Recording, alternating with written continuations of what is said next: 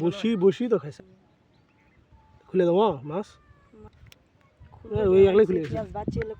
ওই একলাই খুলে গেছে হ্যাঁ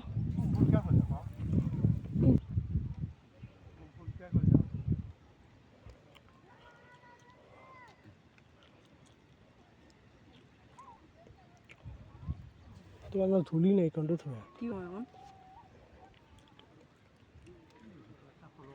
এই অনেক পেঁয়াজ বাচ্চা এখনো নেই কাল বাউশের বাচ্চা